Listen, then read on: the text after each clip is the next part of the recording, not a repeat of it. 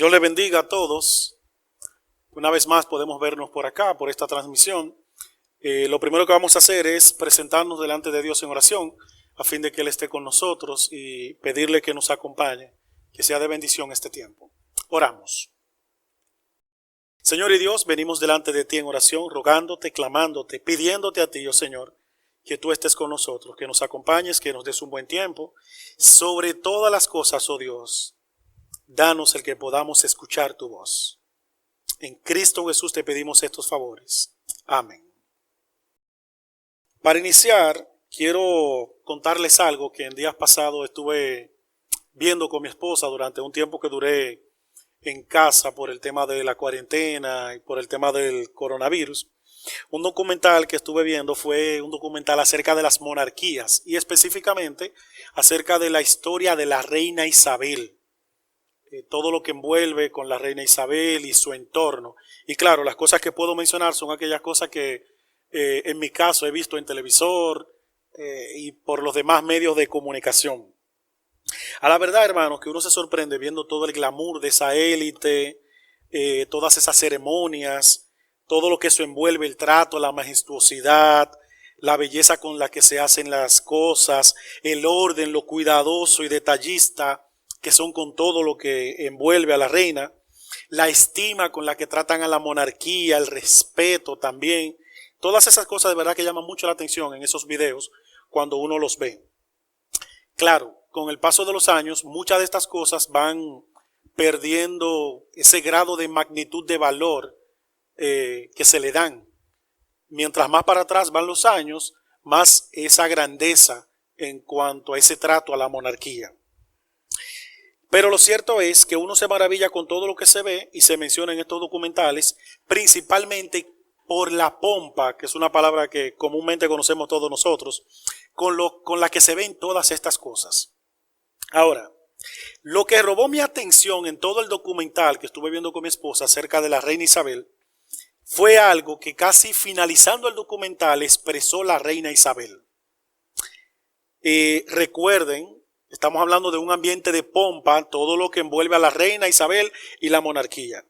Ella, sus palabras en el documental, casi finalizando, ella dejó entrever que es posible que el cielo no le resulte atractivo. Ella dijo en sus palabras textuales, es posible que el cielo o paraíso me resulte un tanto decepcionante. Esas fueron sus palabras, hermanos. Es posible que el cielo, que el paraíso me resulte un tanto decepcionante. Y claro, una persona alejada de Dios y con una vida como esta, no es para menos que se exprese así. Hoy veremos un texto, sobre todo quiero que eso que mencionamos de la reina Isabel, usted lo tenga ahí guardado en su mente, ahí, para que más adelante veamos algunas cosas. Hoy veremos un texto que nos muestra el contraste de lo que hemos mencionado de esta reina y su estilo de vida y la generalidad que nos presenta la Biblia de cómo viven o vivieron los hombres de Dios en su palabra. Eso es lo que veremos hoy, ese contraste. Yo quisiera que vayamos a Hechos 17, Hechos capítulo 17, verso 1 al verso 9. Entendiendo eso con lo que iniciamos que dijo la reina y ese contraste que vamos a ver ahora en Hechos capítulo 17, verso 1 al verso 9. Leemos.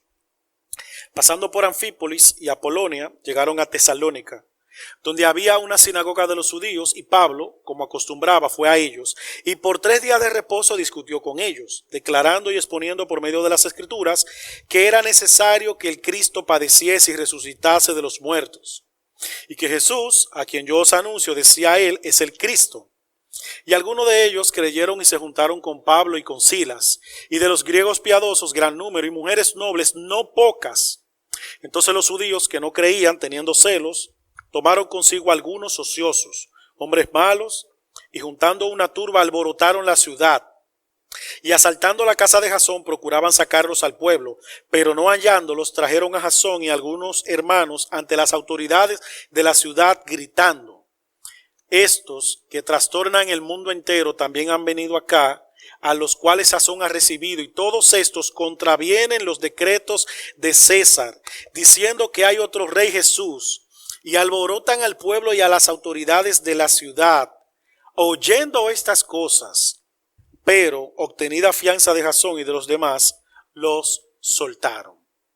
Nuestro tema es un recordatorio más de cuál es nuestro llamado y de qué esperar en este mundo. Un recordatorio más de cuál es nuestro llamado y qué esperar en este mundo. Y veremos dos puntos en este tema. Primero veremos la identificación de Pablo y sus resultados, verso 1 al verso 5. Y luego veremos la identificación de Jasón y sus resultados, porque cuando leemos ese trozo escritural, de ahí se pueden extraer dos divisiones bien claras. Esa primera parte y esa segunda parte, la identificación de Jasón y sus resultados.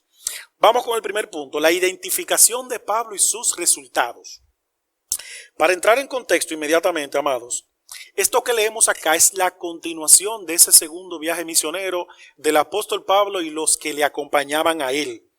Y precisamente el capítulo 16 es la antesala de todo lo que le aconteció al apóstol Pablo. El apóstol Pablo llega a Filipos, allí predica la palabra, allí algunos vienen al Señor, Dios los trae arrepentimiento, como Lidia, tocando su corazón. Allí el apóstol hace milagros.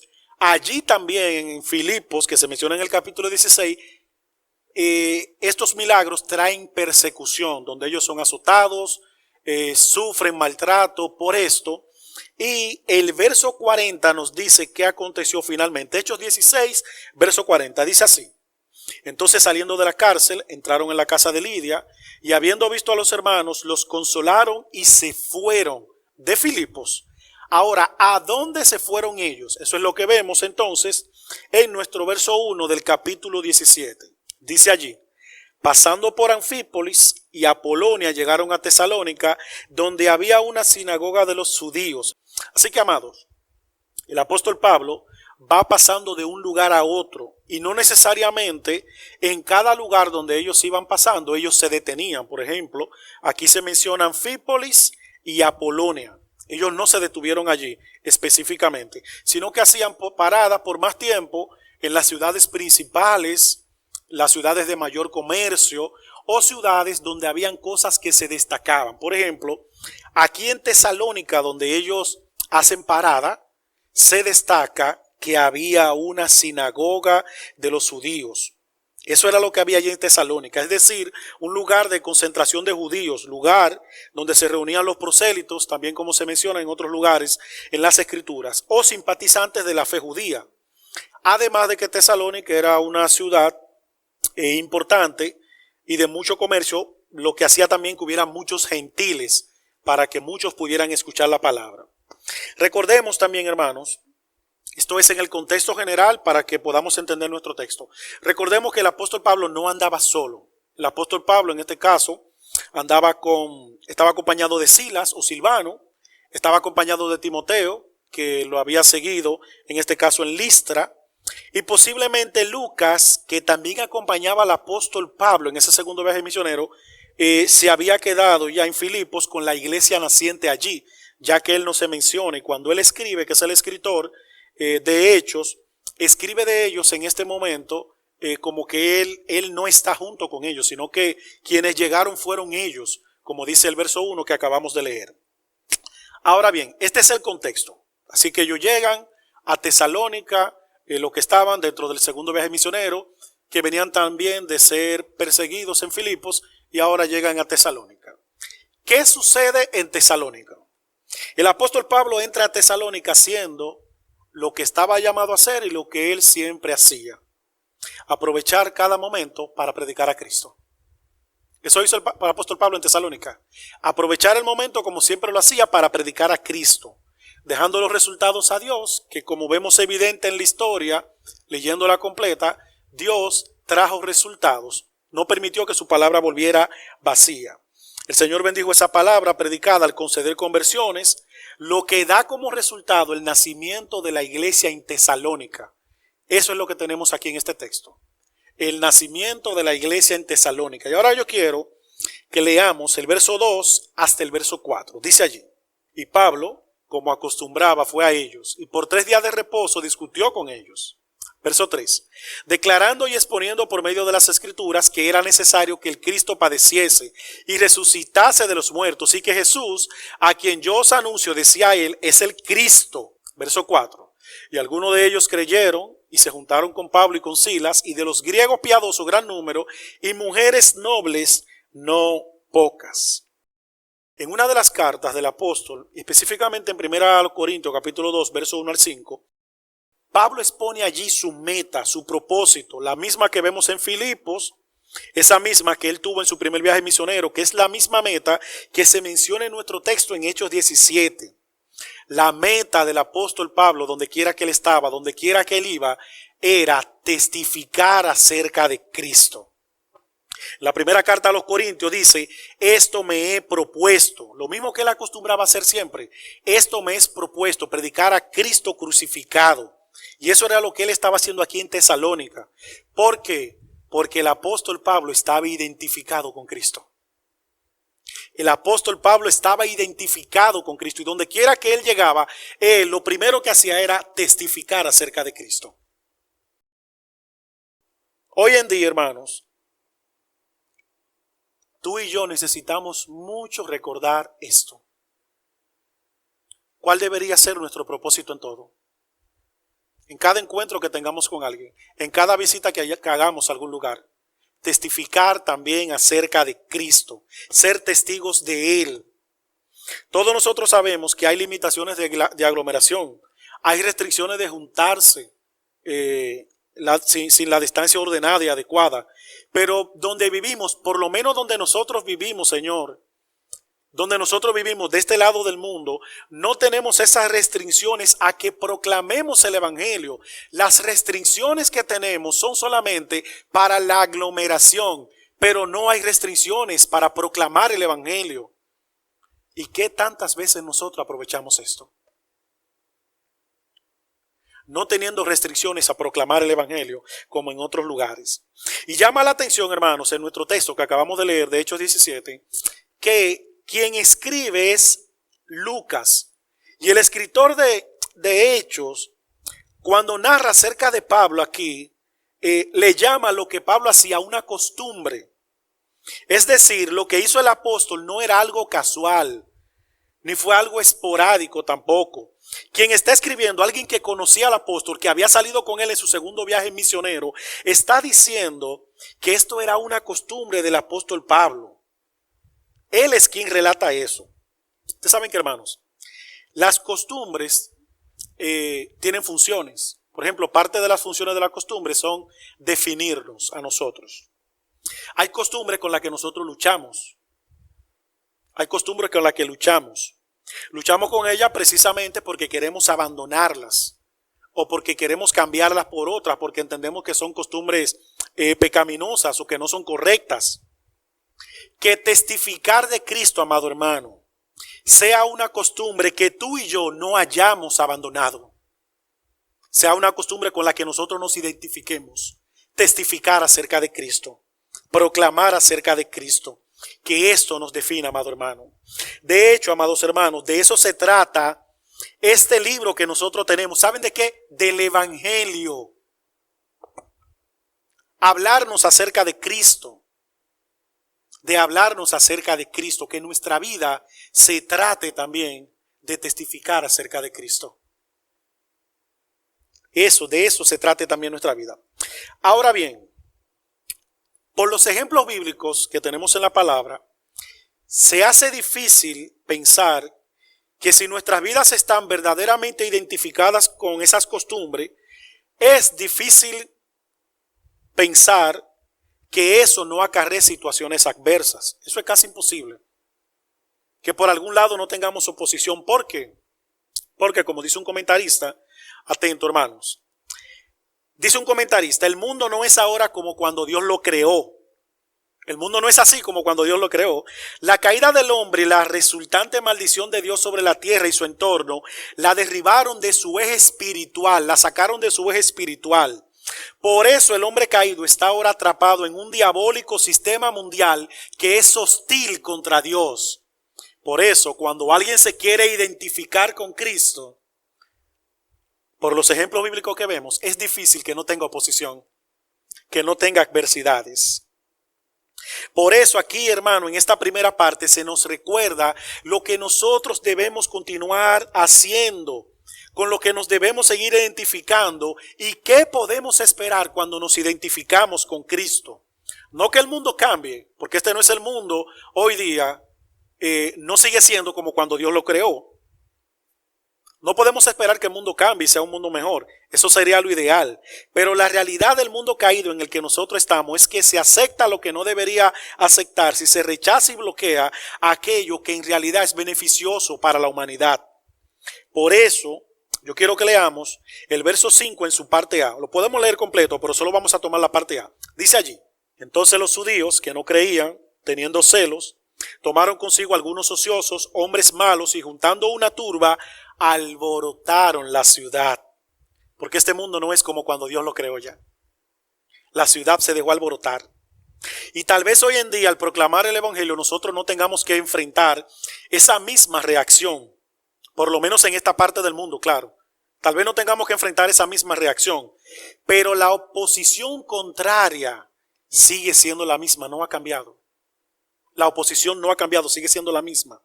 Y hasta no deberíamos sorprendernos si recibimos acciones contrarias a esta, porque estamos en un mundo caído. Deberíamos sorprendernos si recibimos acciones contrarias a esta. Ahí sí deberíamos sorprendernos, si recibimos acciones contrarias a esta. Pero hermanos, además de que tenemos aquí un recordatorio, también aquí tenemos enseñanzas para nosotros. ¿Sabes qué? Ninguna obra es en vano. Hubo oposición, pero hubieron también conversiones, amados. Eso es lo que vemos en nuestro texto. Hubo oposición, pero hubieron también conversiones. Y así como un cristiano se debe caracterizar por proclamar el evangelio, asimismo nos caracterizarán los conflictos y las oposiciones por la fe, de la misma manera. Y el apóstol Pedro nos indica cómo nosotros debemos ver esto. Yo quisiera que vayamos a Pedro. Primera carta de Pedro, capítulo 4, verso 12 al verso 16. Dice así: amados, no os sorprendáis del fuego de prueba que en medio de vosotros ha venido para probaros, como si alguna cosa extraña os estuviera aconteciendo. Antes bien, en la medida en que compartís los padecimientos de Cristo, regocijaos, para que también en la revelación de su gloria os regocijéis con gran alegría. Si sois vituperados por el nombre de Cristo, dichosos sois, pues el Espíritu de gloria y de Dios reposa sobre vosotros. Ciertamente por ellos Él es blasfemado, pero por vosotros es glorificado. Que de ninguna manera sufra alguno de vosotros como homicida o ladrón o malhechor o por entrometido. Pero si alguno sufre como cristiano, que no se avergüence, sino que como tal glorifique a Dios. Entonces lo que tenemos aquí, hermanos, es un recordatorio de que la oposición, los conflictos por el evangelio en este mundo hostil, lo único que hacen, ¿sabes qué, amado hermano? Es lo que hacen: identificarnos con Cristo y con los santos del pasado. Las oposiciones, tener un mundo hostil que no trata bien a los obreros de Dios, a quienes proclaman el evangelio, es solamente identificarnos con Cristo y con los santos del pasado. Eso es lo que nos está diciendo el apóstol aquí. Cada vez que nos veamos en momentos de hostilidad y situaciones adversas en este mundo, que eso no nos desaliente, amado. Más bien que cosas como esta nos estimulen a glorificar a nuestro Dios, al saber que esto tampoco es casual, que estamos en la misma posición que en los ejemplos bíblicos. Ojalá, hermano, podamos ver esto así. Cada vez que veamos hostilidad y situaciones adversas en este mundo, que eso no nos desaliente, más bien que esas cosas nos estimulen a glorificar a nuestro Dios, al saber que esto tampoco es casual, porque estamos en la misma posición que los ejemplos bíblicos. Como el apóstol anima a Timoteo en su segunda carta, que hasta pareciera ser una carta bien personal. Dice él allí: porque todos los que quieren vivir piadosamente en Cristo padecerán persecución. Si el mundo nos trata, hermanos, hostilmente por proclamar el evangelio, no nos desanimemos, que esto nos estimule a glorificar más a Dios. Si el mundo te trata hostilmente, no te desanimes. que esto nos lleve a nosotros a glorificar más a nuestro Dios. Eso es lo que vemos ahí en toda esta primera parte. Vamos a entrar ahora a la segunda parte de nuestro trozo escritural, Hechos capítulo 17. La segunda parte es la identificación de Jasón y sus resultados. Ya hemos visto la identificación del apóstol Pablo y sus resultados. Se identificó con Cristo. ¿Y cuáles fueron los resultados en este mundo? Que no podían ser otros, porque este mundo no es como cuando Dios lo creó. Recuerden que nuestro tema es un recordatorio más de cuál es nuestro llamado y qué debemos esperar en este mundo. Ese es nuestro tema. Nuestro texto en Hechos 17 no termina solamente cuando Pablo sintió oposición. No termina allí solamente. Nuestro texto continúa diciendo y mencionándonos más oposición. Nos continúa mencionando. En esta segunda parte todo se centra en lo que le aconteció a Jasón. ¿Quién fue Jasón? Bueno, de Jasón no hay tanto escrito, pero posiblemente Jasón fue uno de los que creyeron, porque se menciona que muchos creyeron y entre ellos probablemente estaba este hombre Jasón, que se destaca en todo lo que aconteció porque no solo creyó y vino a Cristo. Él se destaca porque no solo hizo eso, sino que también podríamos inferir que se identificó con el evangelio, tal vez poniendo su casa al servicio de la obra y disposición de los obreros. Eso hizo Jasón. Se identificó con el evangelio, poniendo su casa al servicio de la obra y al servicio de los obreros. Leemos. Verso 5 al verso 9, lo vamos a leer completo. Dice así. Entonces los judíos, que no creían, teniendo celos, tomaron consigo algunos ociosos, hombres malos, y juntando una turba alborotaron la ciudad, y asaltando la casa de Jasón, que acabamos de mencionar ahora, procuraban sacarlos al pueblo, pero no hallándolos, trajeron a Jasón y algunos hermanos ante las autoridades de la ciudad, gritando: estos que trastornan el mundo entero también han venido acá, a los cuales Jasón ha recibido, y todos estos contravienen los decretos de César, diciendo que hay otro rey, Jesús. Y alborotaron al pueblo y a las autoridades de la ciudad oyendo estas cosas. Pero obtenida fianza de Jasón y de los demás, los soltaron. Miren, hermano, cuando yo leo esto me llama bastante la atención. No sé si a usted le pasa, pero me llama la atención.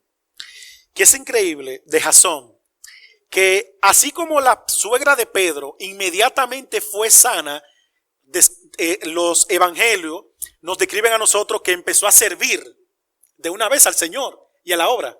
Inmediatamente fue sana, hizo eso. Así también Jasón inmediatamente creyó, empezó a servir a Cristo y al cristianismo, hermanos. De la misma manera, se identificó inmediatamente con la obra. Y ahora todo se centra en esta segunda parte de Hechos en lo que le aconteció a Jasón. En eso se centra la segunda parte de Hechos. Quiero dar una nota, amados hermanos, una nota. Miren, cuando hay censura de manera general, limitaciones por recomendaciones de salud, por cuidado, como las que tenemos hoy de distanciamiento social, donde los gobiernos y las autoridades han dicho que debemos ser cuidadosos, no hay problema en acatarlas, pero debemos obedecer a las autoridades. Ese es el llamado, debemos obedecer a las autoridades. Ahora, cuando se quiere censurar la iglesia, limitarla o cerrar los templos como un ataque directo a la fe, estamos en el deber de obedecer a Dios antes que a los hombres. ¿Eso cómo nota? Eso fue lo que estaba haciendo Jasón aquí. Eso era lo que estaba haciendo Jasón aquí. No impidió que las autoridades le quitaran su fe, le impidieran su fe. Ahora bien, hermanos, volviéndole a lo que le aconteció a Jasón. ¿Saben qué? Cuando vemos todo esto que le aconteció a Jasón por identificarse con el cristianismo, esta es la vida cristiana. La vida cristiana precisamente es eso, proclamar el evangelio, identificarnos con la obra. Ese es nuestro llamado, porque la vida cristiana se define por lo que proclamamos y por a quién le tememos y servimos. Así se define la vida cristiana. Si tú quieres definir la vida cristiana en una oración, la puedes definir así. La vida cristiana se define por a quien proclamamos, por a quien le tememos y a quien servimos. Así se define la vida cristiana, como la vemos en estos versos en Hechos 17. aunque identificarse con la vida cristiana conlleve situaciones adversas en esta tierra. ¿Saben por qué, amados?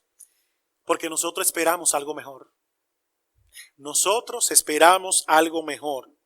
Y hermano, nosotros necesitamos recordar esto, porque por nuestro remanente de pecado en un mundo caído, tendemos a evaluar muy mal las cosas. Nosotros esperamos muy mal cuando esperamos tener los mejores resultados en este mundo caído, que no es como cuando Dios lo creó. Esperamos muy mal cuando esperamos tener diferentes resultados y un buen trato en esta tierra que no es como cuando Dios la creó. Mira lo que le pasó a Pablo. Mira lo que le pasó a Jasón por identificarse con Cristo.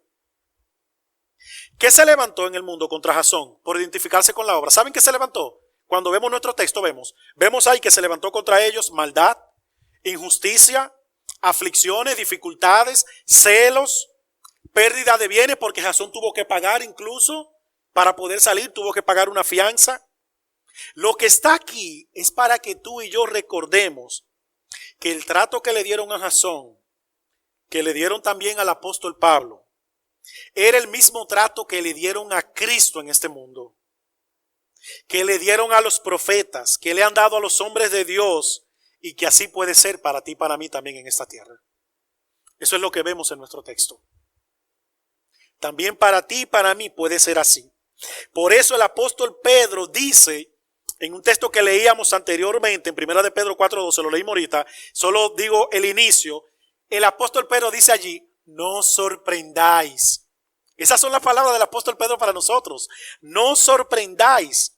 Cuando leemos esto, aparte de glorificar a Dios, como nos exhorta el apóstol Pedro, esto debería producir en nosotros más anhelo. ¿Sabe por qué, amado hermano? Por la patria celestial. Porque el mundo no nos va a tratar. Aquí en este mundo nosotros no tendremos los mejores resultados. Y cuando vemos esto una vez más, hermanos, ojalá nuestro corazón solo pueda anhelar la patria celestial, que probablemente en la práctica muchos por nuestra naturaleza caída no anhelamos el cielo tanto como nosotros deberíamos. Eso es muy probable. En la práctica, en nuestro diario vivir, se pudiera evidenciar poco este anhelo de estar en la presencia del Señor por nuestro remanente de pecado. Y aquí surge una pregunta para todos nosotros, una pregunta, hermano. ¿Cuánto anhelaríamos nosotros el cielo si el mundo nos tratara muy diferente a como trató a Pablo y a Jasón? Si el mundo nos tratara bien, si nos sonriera. ¿Qué tú crees? ¿Qué tú dices a eso? ¿Cuánto anhelaríamos el cielo si el mundo nos tratara muy diferente? Si nunca enfermamos, si nunca hay virus, como ahora el coronavirus. ¿Cuánto anhelaríamos el cielo si todos tenemos todas nuestras cosas resueltas? Si nunca tenemos situaciones difíciles, si tenemos buena economía, si nunca hubieran persecuciones. ¿Cuánto tú anhelarías el cielo? Pregúntate eso.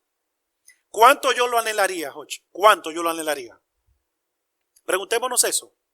¿Cuánto anhelaríamos el cielo si fuera diferente el trato hacia nosotros que fue a Jasón y al apóstol Pablo? Pero esa no es la realidad.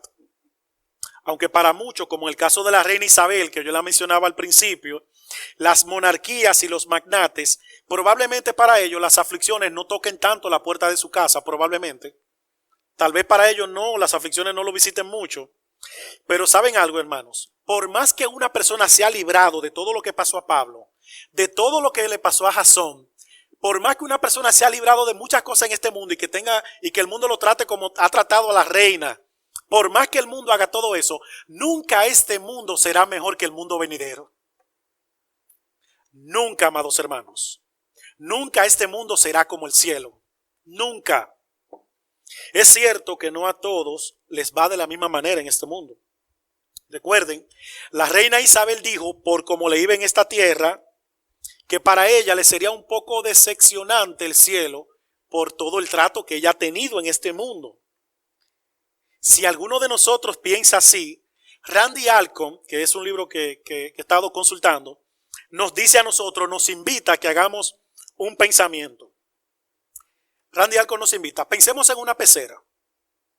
Allí hay peces y muchos otros organismos marinos y cosas artificiales. Los peces pueden estar en la mejor pecera del mundo, pero ¿sabes qué? Ese no es su hogar.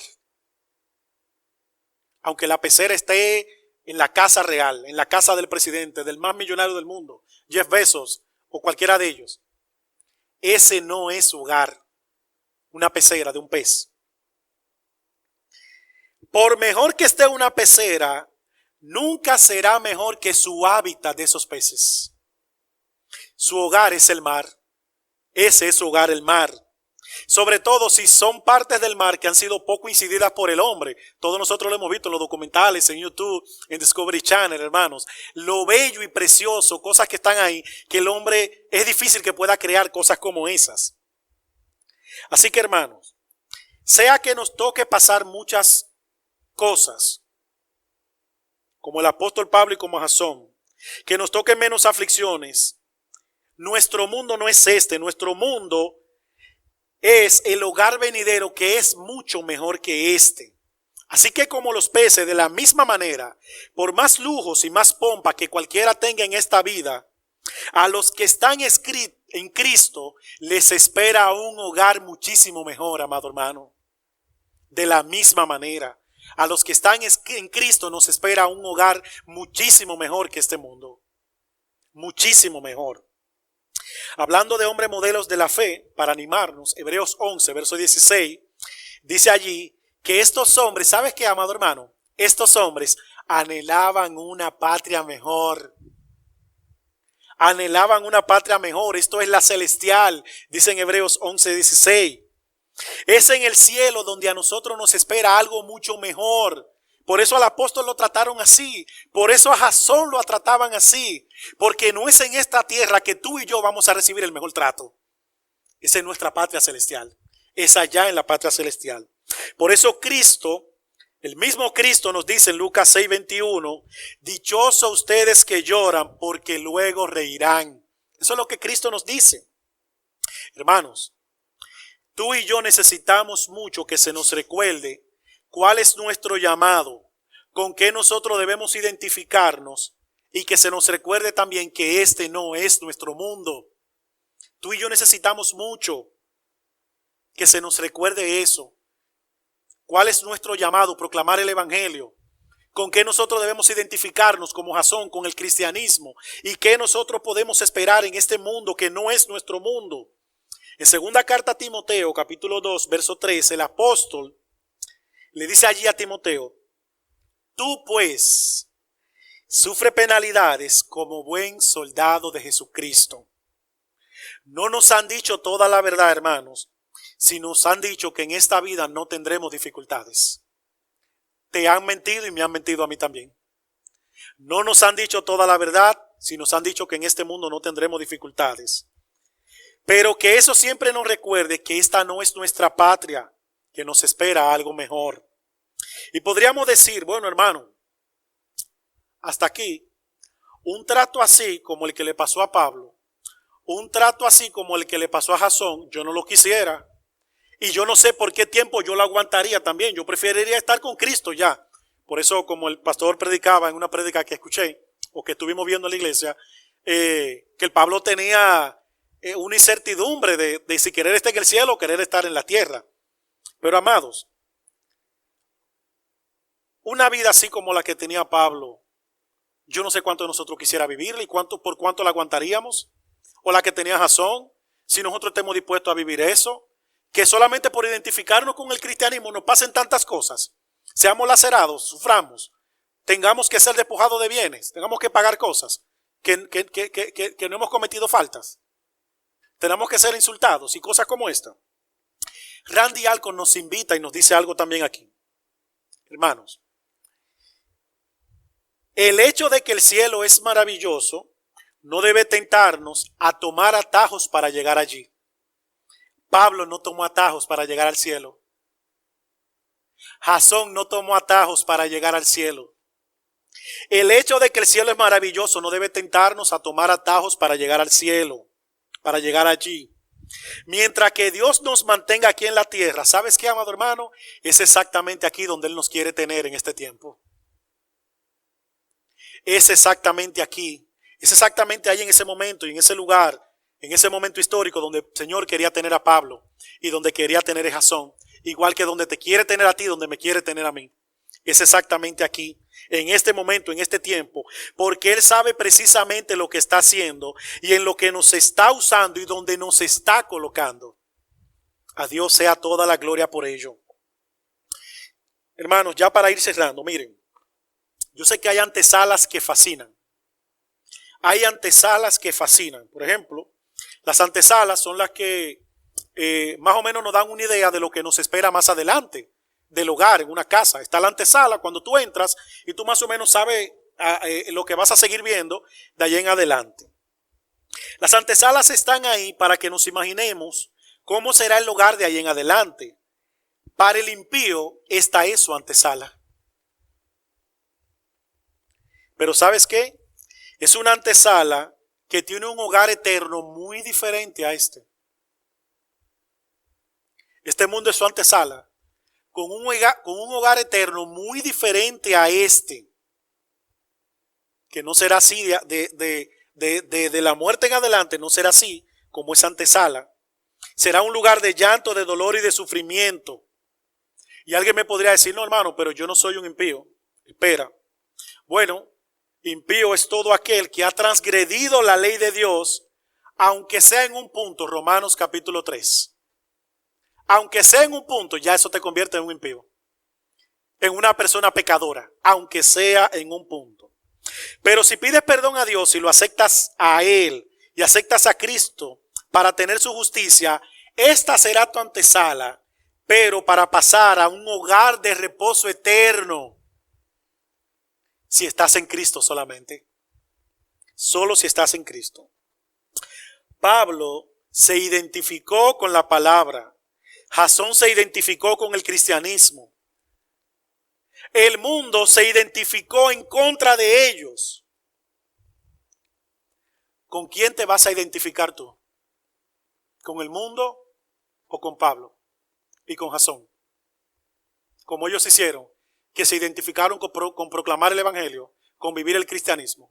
¿Con quién te identificarás tú?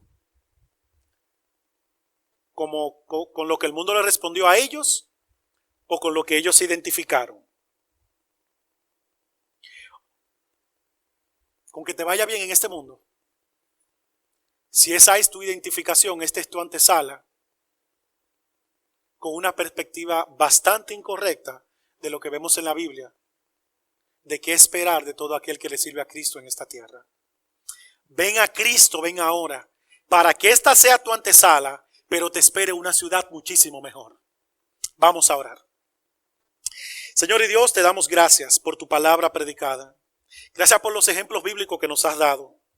Porque ellos, Señor, nos animan, nos motivan, nos enseñan, oh Señor, con qué nosotros debemos identificarnos y qué también debemos esperar en este mundo. Porque la vista de ellos no estaba puesta en esta ciudad, en este mundo, en este tiempo.